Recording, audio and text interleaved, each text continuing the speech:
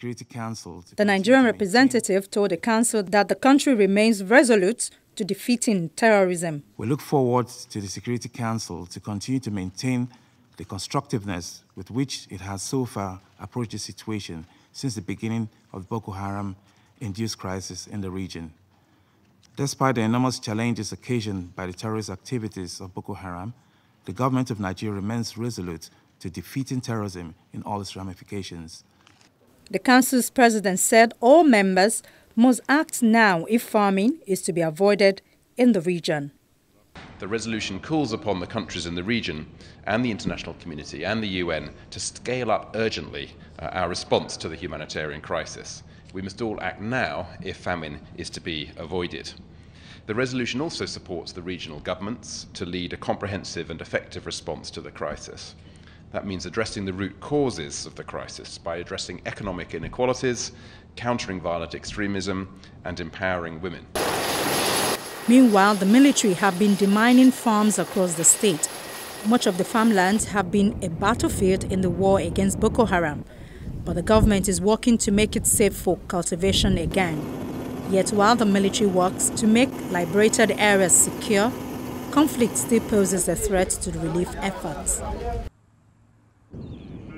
A push against the jihadists by the Nigerian army and soldiers from neighboring countries has enabled troops to enter remote parts of the northeast in the last few months, revealing tens of thousands on the brink of starvation and countless families torn apart. The World Food Programme says it provides food aid to 400,000 people in Borno and Yobe. Some 200,000 of them receive 17,000 naira each month to buy food, soon to rise to 23,000 naira. At least 15 camps, mostly on the outskirts of Maiduguri, the Borno state capital, are home to thousands of people unable to return home and surviving on food rations. It's not enough. Also, after I will collect the food, within the 2 weeks, the food is finished, and I will start to beg the people because of the hunger. In the center of Maiduguri, life seems to be returning to normal.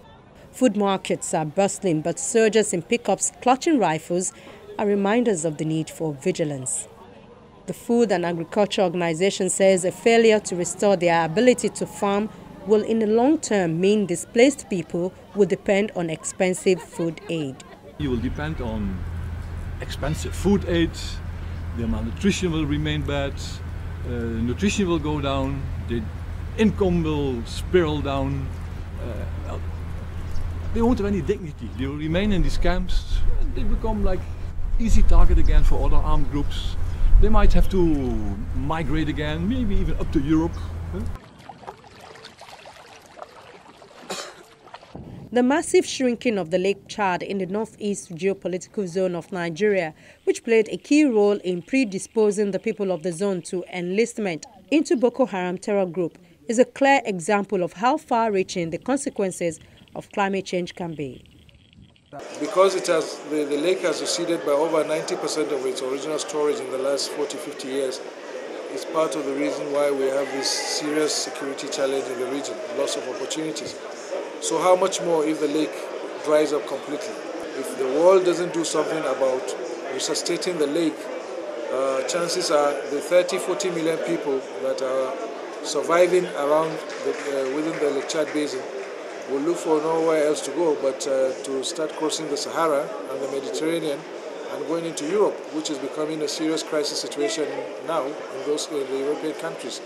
One of the key things we are talking about is transferring water from the Congo River into the Lake Chad as a way of safeguarding it. There's been a feasibility study, which was pre-feasibility study that was done financed by the Nigerian government, that was finished in 2012, which showed that this interbasin transfer from the Congo Basin to Lake Chad is possible. Unfortunately, the study didn't go very far enough for us to be able to start the process. There is still need for a feasibility study, and then there is a need for detailed design, and then we can begin to mobilize funds. This is a huge generational project that requires a lot of money and also requires a lot of planning. But currently, from the pre-feasibility study, we have an estimate of about $14 billion. It could be less, it could be more, but that will be determined after the feasibility and the details study. Nigeria has suffered from multiple hazards and emergencies in recent years, both natural and man-made. Many rural communities are vulnerable to floods, droughts, plant pests, and livestock diseases. Agriculture has been identified as having huge potential in the adaptation and mitigation of climate change. However, the ability of the government to formulate good climate change policies and effectively implement the agricultural sector strategies of the policy are key to fight against climate change. We're going to partner with the Ministry of Water Resources. They have over 200 dams. When they build the dams, they make the resources available to us. We have the river basin lands. Some are overgrown now because over the years people did not utilize them. We cooperate with them. We meet almost on a weekly basis because irrigation is the future.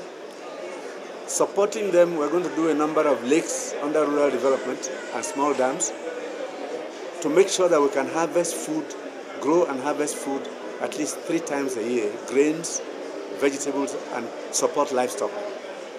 Those are the issues that concern us and climate-smart agriculture. To the north, the desert is encroaching. We're contributing towards the green wall under the Ministry of Environment, a wall to stop the desert encroaching. These are the steps. And then finding seeds that don't require too much water to grow in semi-arid zones. Then in the coastlands and in the east, where erosion is a problem, we're working also with the Ministry of Environment to find what we can do to stop erosion. These projects are going on. The ministries work together. We join hands to take action. Of an estimated 71 million hectares of cultivable land, only half is currently used for farming. There is similar potential for an expansion of irrigation, which now only covers 7% of irrigable land. Most of the rural population farms on a subsistence scale, using small plots and depending on seasonal rainfall.